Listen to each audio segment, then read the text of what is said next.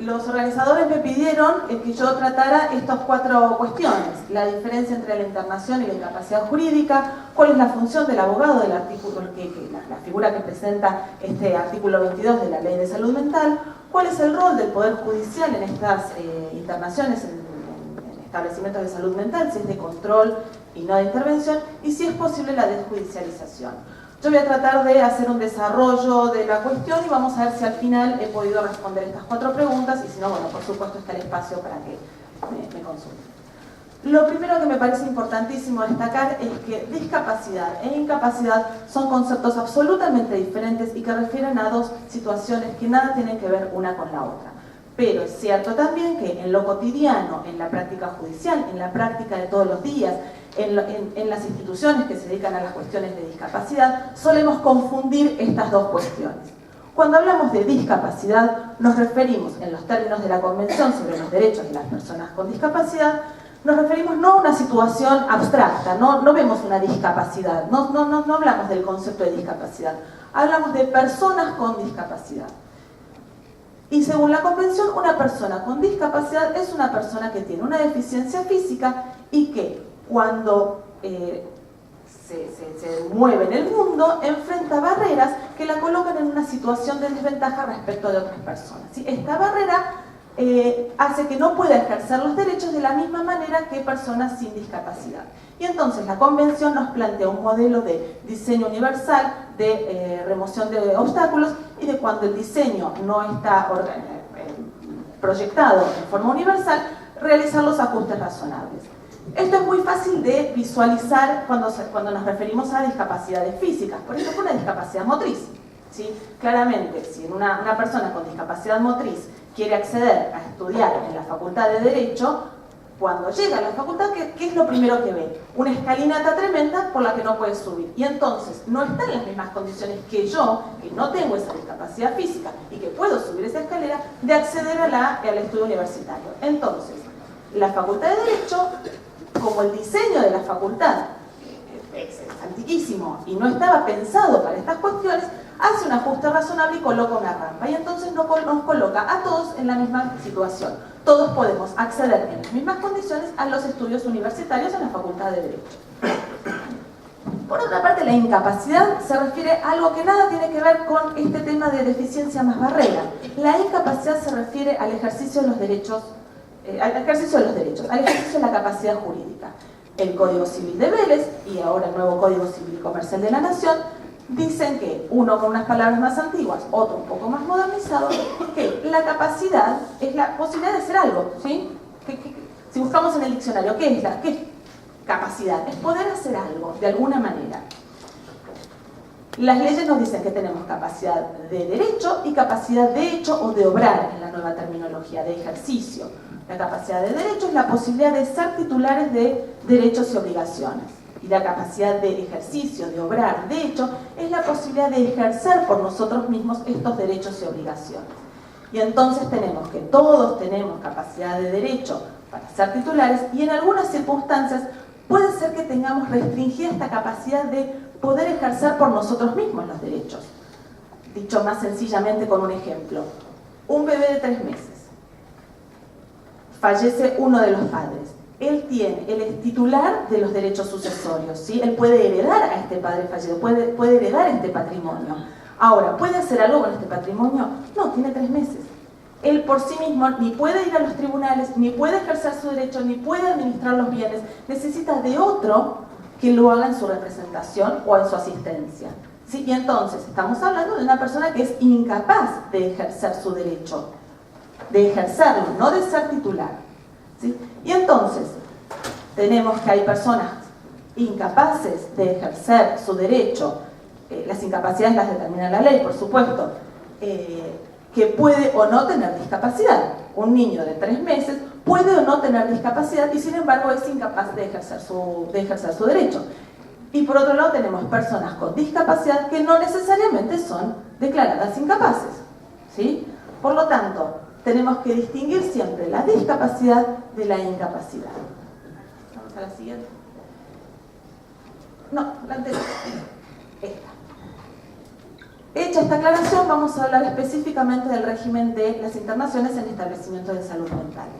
Y acá, si bien parece una cuestión muy obvia, pero la realidad es que para no todos, lo que para nosotros es obvio, no lo es para todos.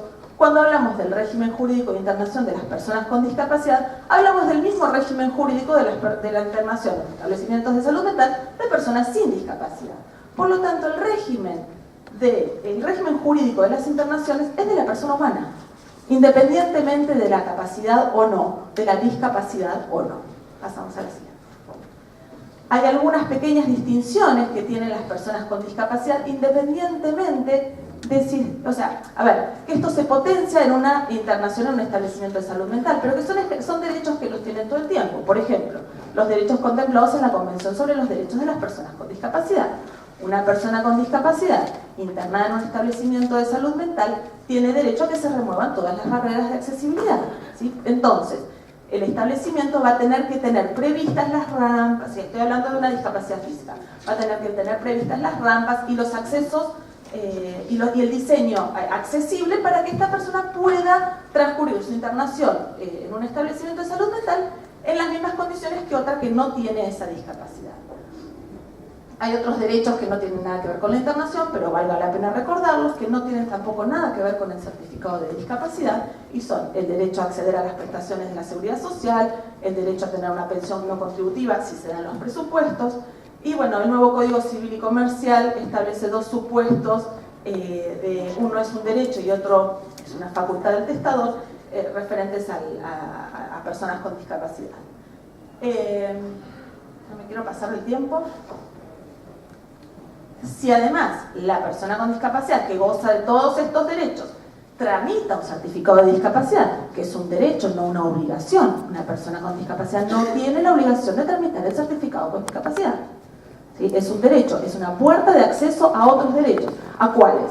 A las prestaciones básicas, a las prestaciones médicas básicas de atención integral de la discapacidad, a la cobertura del 100% de la medicación y tratamiento para los diagnósticos que figuran en este certificado, y bueno, puede tramitar el pase de transporte, y en algunas jurisdicciones estos certificados se les exige para poder tramitar exenciones de ABL o de algunos impuestos o de impuestos, tasas y servicios.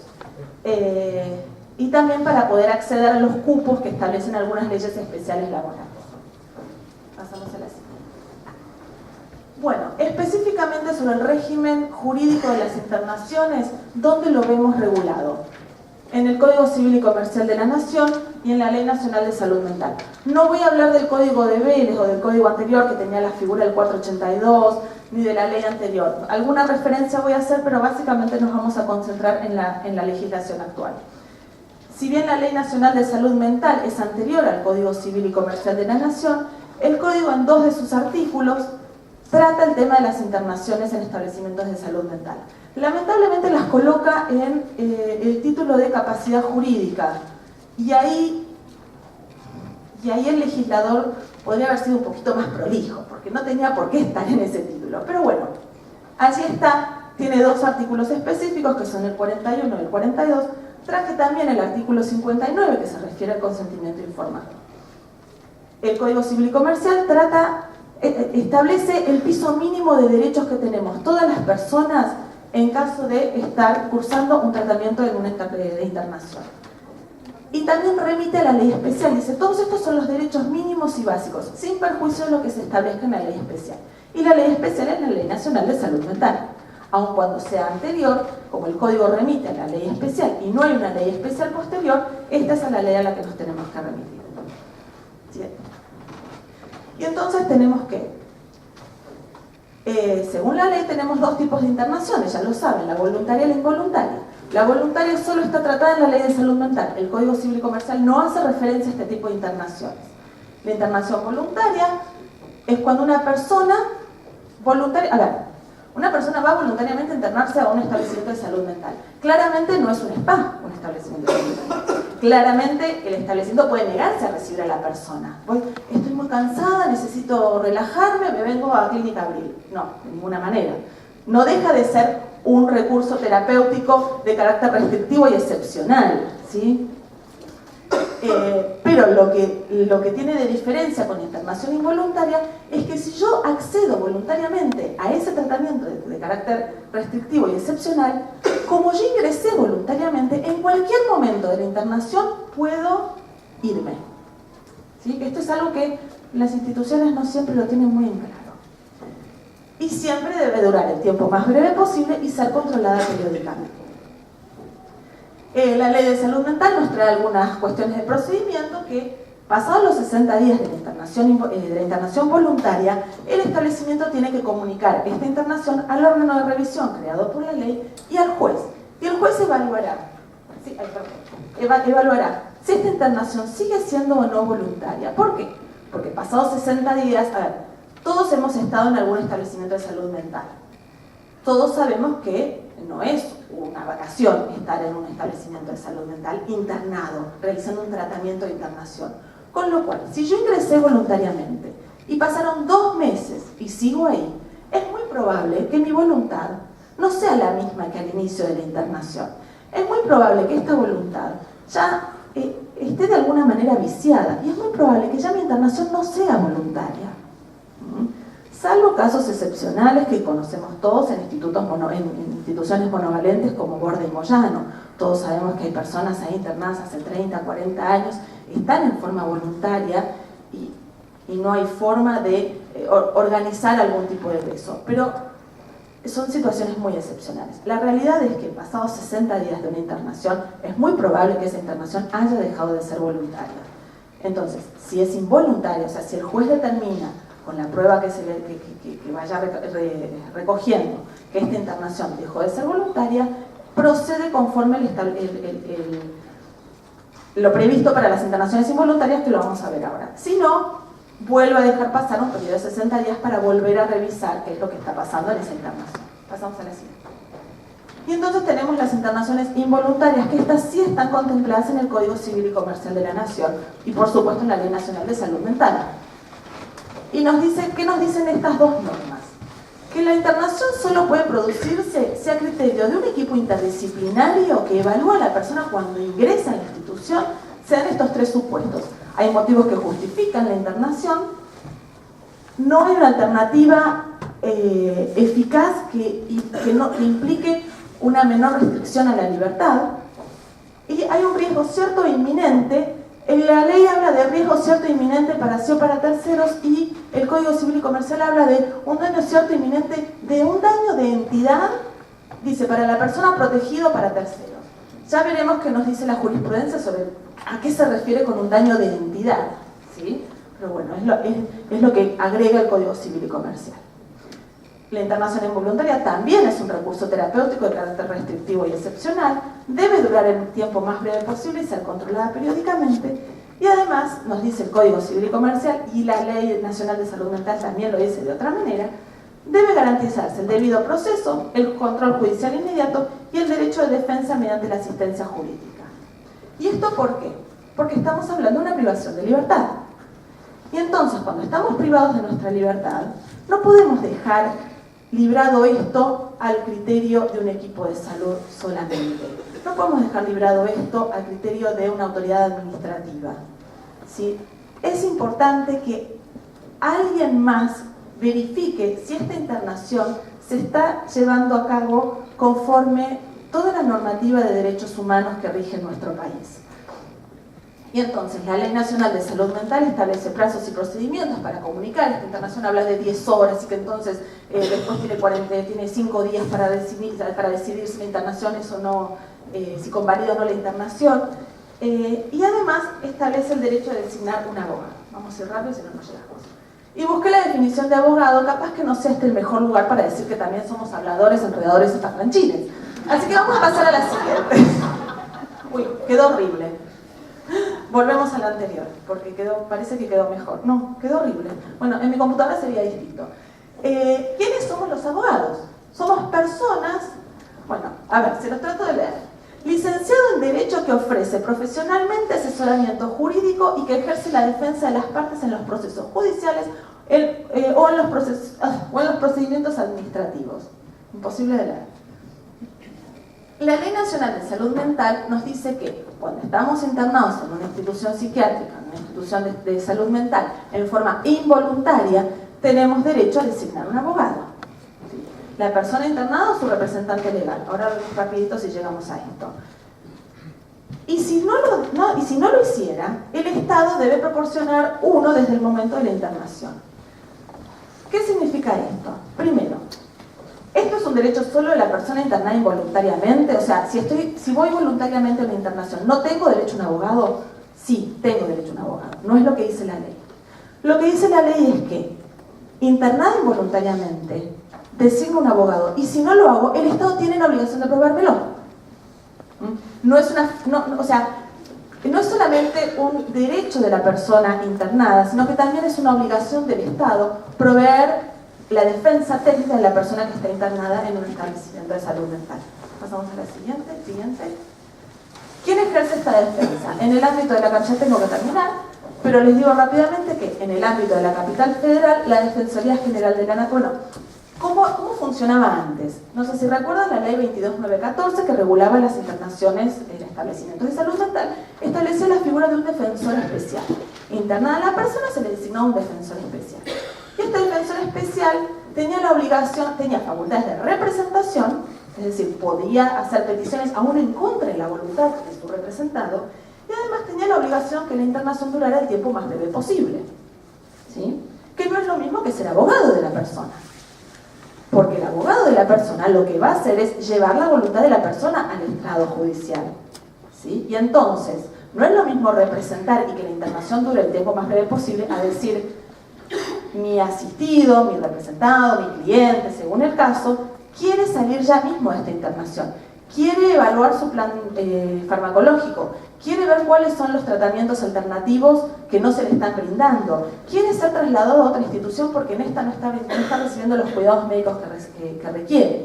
¿Sí? No es lo mismo. Entonces, derogada la ley anterior, nos quedamos con un vacío legal de quién iba a ejercer esta defensa. Porque la ley anterior preveía que estos defensores especiales eran los curadores públicos. Entonces, ante el vacío legal, la Defensora General de la Nación crea estas dos unidades. Una es para las personas mayores de 18 años, la otra es para personas menores de 18 años que no tengan procesos en el cual se cuestione su capacidad jurídica.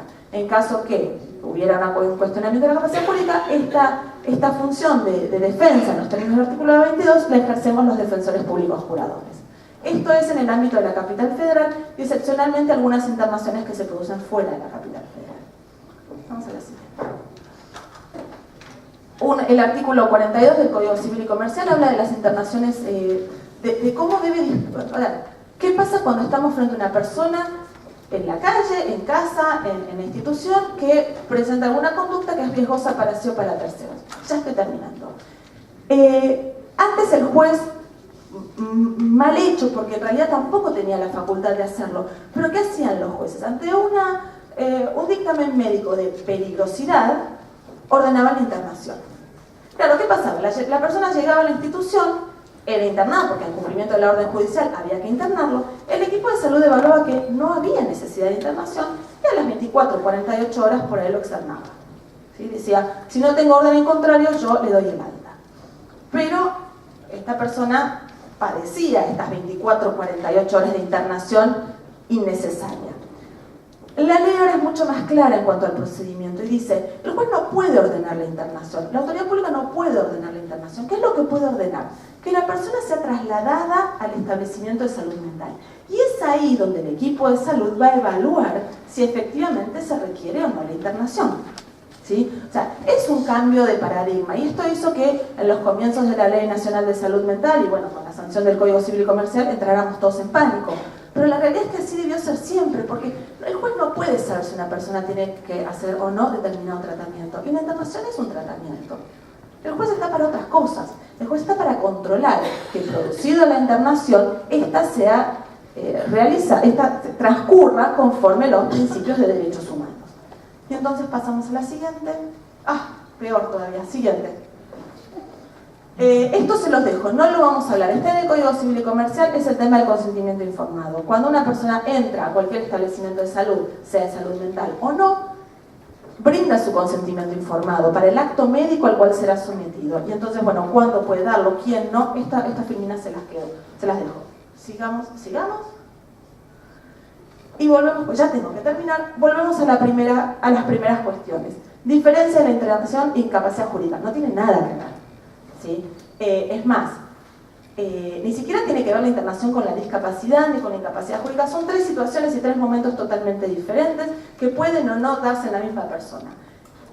Incluso, es más, el Código Civil y Comercial establece que la capacidad jurídica de todos nosotros se presume, ¿sí? Con lo cual, si estamos en cualquier institución pública o privada, si estamos frente a una persona con discapacidad, nunca podemos presumir que además tiene declarada algún tipo de incapacidad, ¿sí? La capacidad jurídica se presume, siempre para cualquier cosa. Y por otra parte, la Ley Nacional de Salud Mental establece que una incapacidad declarada judicialmente no puede ser nunca motivo de internación, que también es importantísimo. Función del abogado del artículo 22, creo que lo dije, ¿sí? La defensa, llevar la voz de la persona internada al tribunal, ¿sí? A ejercer la defensa de los derechos y de los intereses de esa persona, independientemente de lo que nosotros pensemos al respecto. El rol del Poder Judicial es de control y no de intervención. El juez controla que este tratamiento se desenvuelva conforme a los estándares y principios de derechos humanos en la materia. Y si es posible la desjudicialización. Bueno, estamos en una jornada de desjudicialización, pero brutalmente honesta, si estamos frente a un derecho esencial como lo es la libertad ambulatoria, si me privan de mi libertad ambulatoria, yo quiero que alguien lo controle.